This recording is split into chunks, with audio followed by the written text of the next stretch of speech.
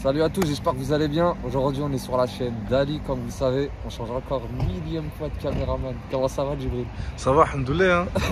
Oh le alhamdoulilah le plus osé que j'ai vu de ma vie.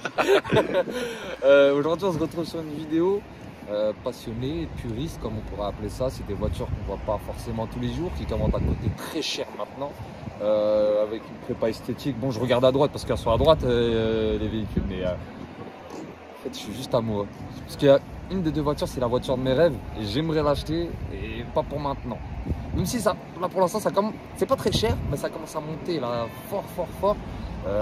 Attention, je vais tout vous expliquer en détail. Mais tout d'abord, je vais parler de mes réseaux sociaux, Snap, Insta, TikTok. N'hésitez pas à vous abonner, à liker, partager et bon visionnage à tous.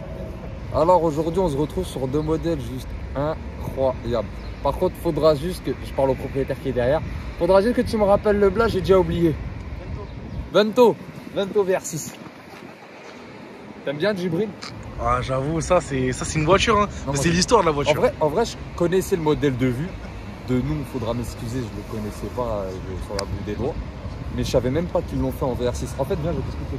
En fait, c'est sa sœur, à la Golf 3 qui est là, mais avec un coffre.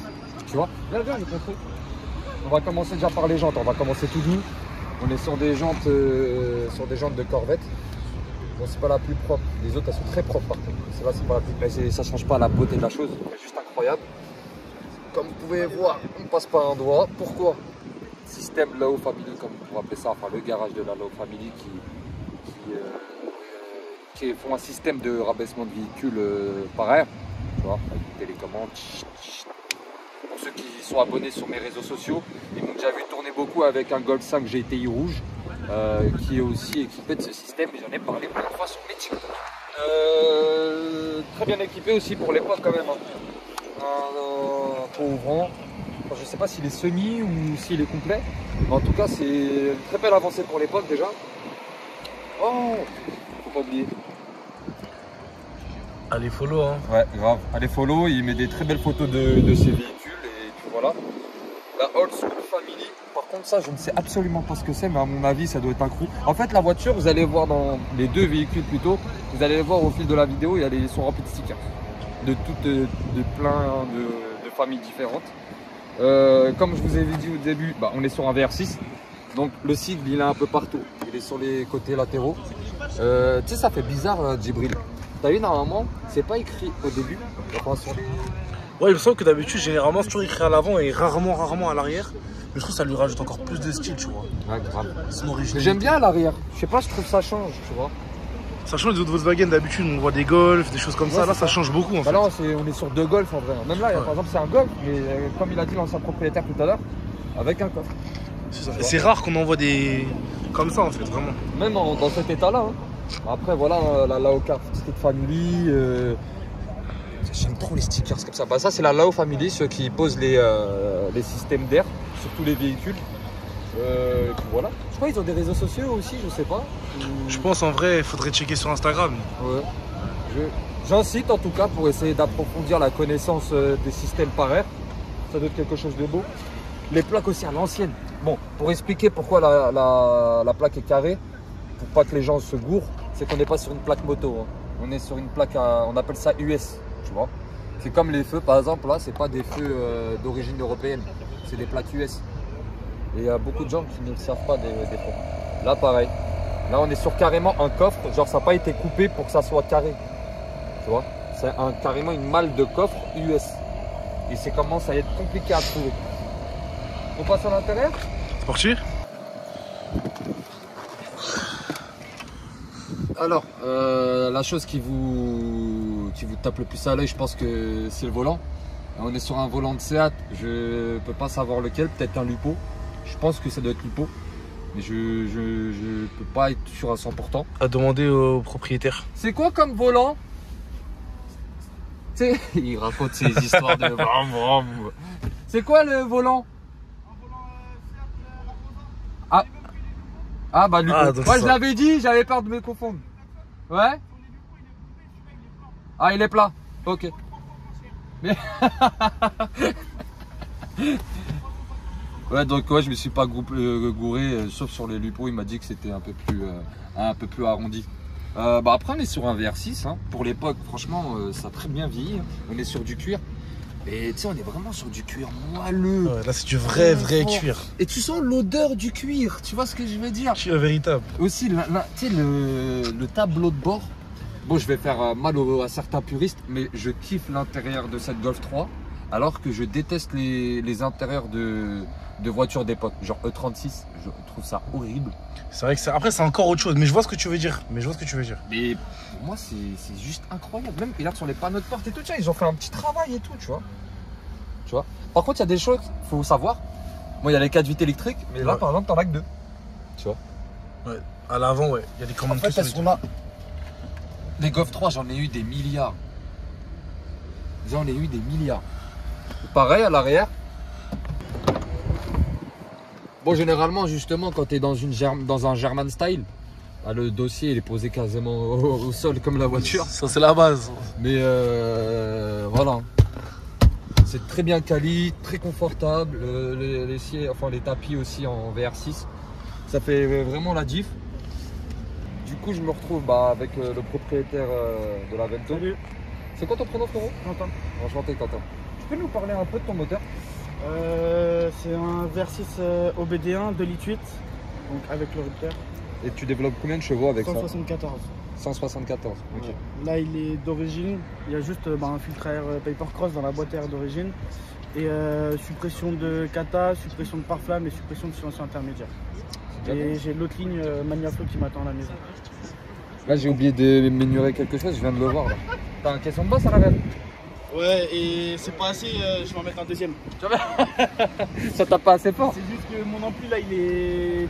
Tous les ports, tous les canaux sont utilisés, donc il faut que je trouve un deuxième ampli pour mettre un deuxième caisson. Ok, c'est cool. Ok, c'est cool. Et si tu devrais la vendre, tu devrais t'acheter un autre véhicule, tu resterais sur un German style comme ça, sur une autre marque, par exemple BMW ou Mercedes ou... Parce que je sais que le 90 ça te tape dans l'œil un peu. Le 91, ouais, j'aime bien. Mais tu sais, ça serait plus genre un daily posé, genre un diesel, genre tu vois, pour partir en vacances, pépère. Ouais. Genre vraiment, c'est pas une caisse, mais une caisse genre de show entre guillemets comme celle-là, elle est destinée à être. Pour l'instant, j'ai rien. Même en 190, pour ceux qui savent pas, c'est les anciens classe C de l'époque. J'ai déjà des potes comme nous, c'est ce que je veux dire. C'est compliqué, genre, non, j'aime bien, mais ça pourrait pas remplacer celle-là. Ah ouais, c'est sentimental. Et même celle-là, genre, ouais, j'ai une histoire sentimentale avec celle-là, c'est... Ouais, je comprends.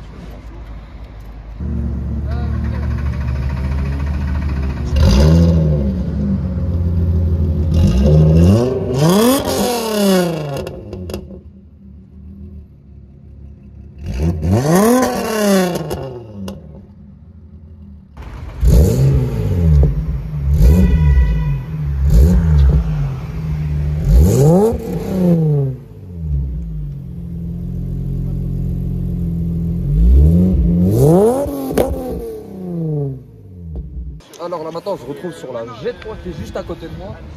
On va laisser la partie motorisation, ça va être les propriétaires qui vont intervenir plus tard parce que le VR6, bon, c'est un moteur juste légendaire et j'ai pas envie de salir ce nom-là en disant un peu n'importe quoi. Donc je préfère attendre qu'ils viennent et qu'ils me disent ce qu'ils pensent de ce moteur, pourquoi ils l'ont acheté et qu'est-ce qu'ils développent. Mais déjà, regarde, la peinture elle est bien, ça c'est... Waouh, oh là là. Tu vois ton reflet dedans? Ouais, franchement ouais. Ce que vous voyez là, c'est juste des gouttes d'eau. Ne pensez pas que c'est des traces ou quoi, c'est juste des gouttes d'eau. Elle vient d'être lavée à l'instant. Pourquoi ça c'est allumé? On appelle ça encore des feux US, comme je l'ai dit tout à l'heure. Bah regarde, là aussi c'est allumé. Tu vois.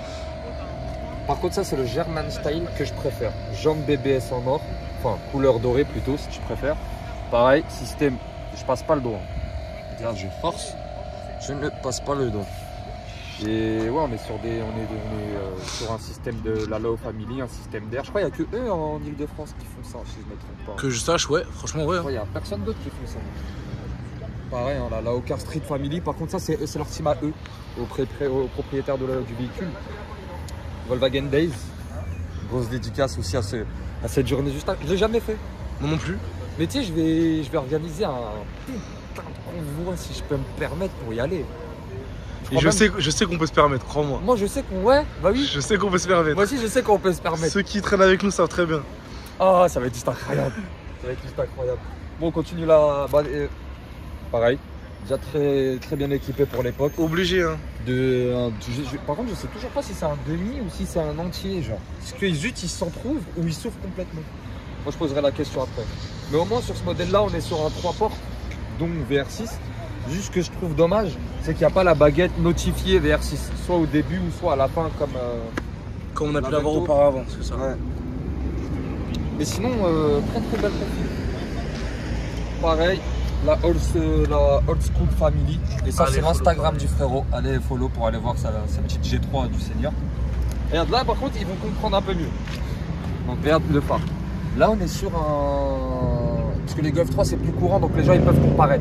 Enfin, comparer plutôt. On est sur un phare US. Tu vois, il y a de la couleur du... Si je me trompe pas, ça, c'est la couleur du clignotant. Ouais, c'est le clignotant, je crois, là, ouais. Regarde, il est rose. Aux US, il est soit blanc, soit rose. Non, il est soit rouge, excusez-moi, soit rouge, soit blanc, le clignotant. Ça veut dire que, bah, tu vois tout de suite. Là, maintenant, vous avez tout de suite compris. Par exemple, pour l'arrière. Le mec, il s'est pas cassé la tête à découper ici ou je sais pas ce qu'il a fait pour encadrer ça. Non, là, on est sur une malle arrière du coffre, justement pour mettre une plaque US. Enfin, une plaque française, mais effet US. Déjà, ceux de moto, ceux de moto, elles font ça. Les plaques de moto, tu vois. Et sur les plaques françaises US, elles font ça, à peu près. Tu vois. Donc, non, c'est du travail. C'est du travail. Pareil, les stickers. Moi, je suis quelqu'un qui aime bien mettre aussi des stickers sur mes voitures. Je trouve que ça rajoute un petit flow, un petit délire. Ça accompagne quelque chose, tu vois. Ça le rend plus unique. Ouais, ça rajoute la personnalité du véhicule. Le petit béquet, bien propre. Ouais, le petit béquet, il est beau. Et celui-là, c'est ceux des VR6 de base. C'est dommage qu'ils ont... Enfin, si, ils ont fait plusieurs versions du VR6. Ils ont fait le 2 litres 6. Non, ils ont fait le 2 litres 7 et le 2 litres 8. Ils ont fait le synchro, etc. C'est dommage, ils n'ont pas fait comme un Golf 5. Enfin, le Golf 4 plutôt. Ils ont fait le VR5. C'est dommage. Il ne serait pas vendu, il se serait pas vendu, mais c'est ça qui aurait fait la beauté de la chose. Tu vois ce que je veux dire? Ouais. Et c'est exactement ce que je reproche à Volkswagen de ce moment-là. Mais c'était les années folles, hein. C'était les années folles. Et pour ceux qui, entre guillemets, qui se posent la question, ce n'est pas la Golf 2 ou 3, parce que moi je la compare beaucoup à la 2, celle-là, la plus ultime. La plus ultime pour moi, ça restera toujours la GTI G60. Là c'est autre chose. Là, les frères, c'est autre chose. En parlant en puriste, pour les puristes qui sont en train de regarder cette vidéo, et je pense qu'ils vont être d'accord avec moi, pour moi, la Volkswagen d'avant 2000, qui est juste incroyable, ça s'y approche, hein. Mais vraiment, pour moi, ça sera la GTI G60. La GTI G60, pour expliquer, c'est que c'est un moteur GTI, mais avec un compresseur en plus. Exactement, et ça rend du coup la voiture beaucoup plus différente. Ouais. En termes d'attitude, c'est complètement différent. Et c'était un moyen de homologuer la Golf 2 GTI en rallye, tu sais. Ouais. Et même d'origine, elle avait des jambes qui ressortaient de ouf, tu vois, avec un gros bol comme ça ici, là, sur la G60. C'était juste incroyable pour l'époque.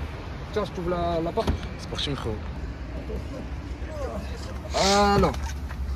On se retrouve à l'intérieur. Bizarrement, il n'est pas le... Ah, c'est parce que c'est une 3 portes. Tu sais, les sièges, ils sont pas comme l'autre. Ouais, non, c'est pas pareil. Ouais. C'est pas pareil. C'est pas le même design de siège, ouais. De siège, mais je crois que c'est parce que c'est une 3 portes.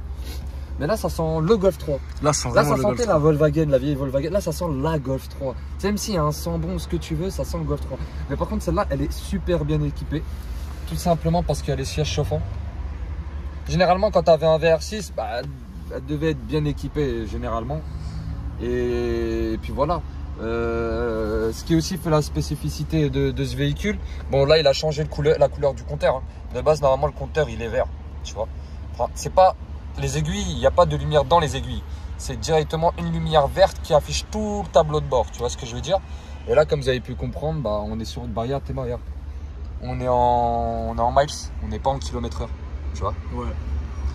Et puis voilà. Siège en cuir qui fait vraiment bien l'affaire. Ferme. Bien ferme, T'es marre, il est dur. Et franchement, pour une voiture de l'époque comme ça, c'est quand même assez choquant de voir un cuir en aussi bon état, je trouve. Il a mis des pédaliers de Golf 4. Après, on va vous montrer aussi pour le low card, comme on vous a dit tout à l'heure. Ouais. Pour le fait que ça monte, ça descend, on va vous montrer après. C'est beau ça. C'est magnifique. Mais tu sais, sur la Golf 5, pour ceux qui me connaissent sur mes réseaux sociaux, sur la Golf 5, j'avais carrément une télécommande, tu vois. Et je la prenais avec moi, je me baladais autour de la voiture, je la levais, je la baissais, j'étais pas obligé de rester dans le véhicule. Je pense que ça doit être un ancien système. Ou peut-être c'était pas un système de la Golf 5 qui n'était pas adapté pour ce véhicule. Je ne sais pas, je poserai la question et je m'informerai à ce niveau-là. Bon, on passe avec les propriétaires, on parle moteur. C'est parti. Du coup, on se retrouve avec maintenant le propriétaire de la G3. Salut frérot. Salut frérot. C'est quoi ton prénom? Steven. Steven, enchanté Steven. Tu peux nous parler de cette fois de ton moteur à toi? 2 litres 8 au BD1. D'accord. Donc triple A. Il développe combien? 174. 174 chevaux, sauf que j'ai un rupteur décalé. Un Au lieu rupteur de, de- ouais. au lieu de 6005, je suis à 7000. Ok. J'ai une puce dans le calculateur. Ok, c'est bien ça. Bah, ça rajoute un peu plus de veine. Bah, pas forcément de puissance, mais. Non, pas spécialement de puissance, mais on peut gratter un peu plus loin. Quoi. Ouais, d'accord, ok. Et niveau moteur, tu toucheras à rien. Pas sur celle-là. Non. Elle va rester d'origine, il y a juste la ligne, collecteur IRESA, D'accord. ligne Mania Flow complète. Moi, c'est déjà J'ai un filtre à air KN, je crois. C'est tout. T'as une ligne dessus? En fait, Complète? Ah, ça doit gueuler alors. ça peut aller. Et tu vas t'en séparer de celle-là ou tu comptes la garder? Jamais. La garde à vie. Ah ouais. J'ai entendu dire que tu étais le genre de personne qui revend pas ses voitures, juste qui rajoute à chaque fois. Ouais, je rajoute. Toujours. Là, je viens de rentrer un cab VR6 aussi, Ah bon? en 2 litres 9. Par contre, c'est pas le 2 litres 8. Ça fait rare, hein. 2 litres 9 synchro, sauf que il n'y a pas le système synchro dessus, c'est tout. Donc 192 chevaux sur le cab. C'est 274. Pareil d'origine, juste le milieu. Ok. Bah merci beaucoup mon frérot d'être passé sur ma chaîne YouTube. Hein. Ça me fait plaisir les gars. Bah les gars, merci d'avoir visionné ma chaîne YouTube, ma vidéo. N'hésitez pas à liker, à vous abonner, à partager, ça fait plaisir.